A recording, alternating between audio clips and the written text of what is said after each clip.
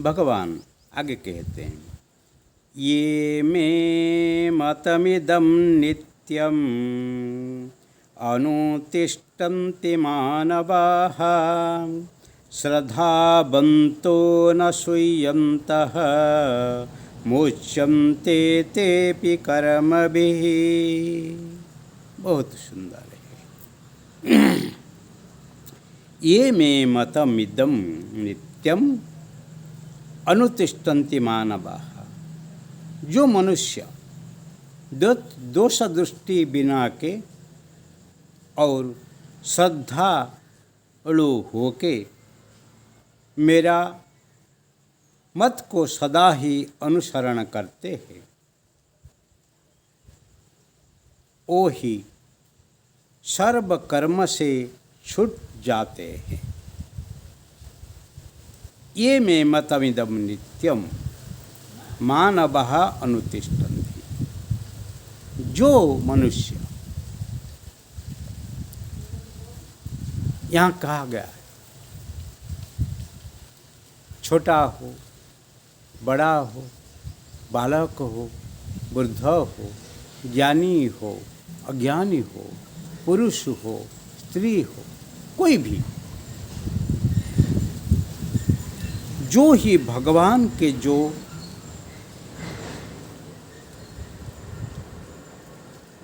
इच्छा के अनुसार, मार्गदर्शन के अनुसार जीवन जीते हैं और कर्म करते हैं। श्रद्धावन्तः अनुशीयन्तः, ऐसे श्रद्धावान और जो ही पवित्र पुरुष है,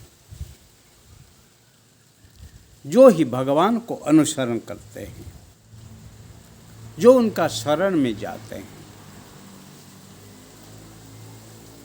तेपि सर्वकर्म भी मुच्यन्ते। जो कर्म करते हैं वो कर्म से ही मुक्त हो जाते हैं, क्योंकि वो कर्म में उनका कोई ही अहंकार नहीं है, उनका कोई ही ममकार नहीं।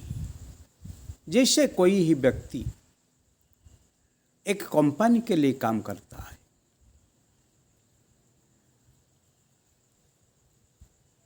कंपनी का ही लाभ हो या क्षति हो, वो कंपनी ही भुगता है।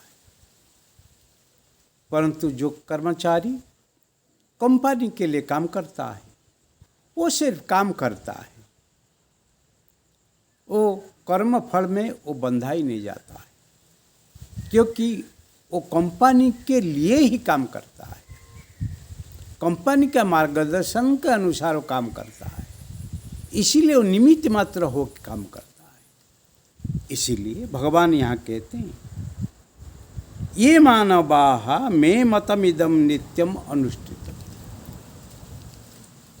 जो लोग को मेरे कहने का अनुसार कर्म करते हैं, वो दोष दृष्टि बिना के हो के कर्म से मुक्त हो जाते हैं, क्योंकि मेरे निर्देश के अनुसार वही कर्म करते हैं। इसीलिए वो निमित्त हो कर्म करते हैं, मेरे मार्गदर्शन के अनुसार काम करते हैं, इसलिए उनको उसमें कोई बंधन नहीं है। जो कुछ होगा वो मेरा ही होगा। और ईश्वर जो मार्गदर्शन करते हैं वो कभी ही अपने के लिए नहीं, क्योंकि व्यक्ति की जो व्यवस्था है एक सीमित है, परंतु जो समष्टि की व्यवस्था है, जो ईश्वरीय व्यवस्था है, जो व्यष्टि की व्यवस्था है, वो सबके लिए है।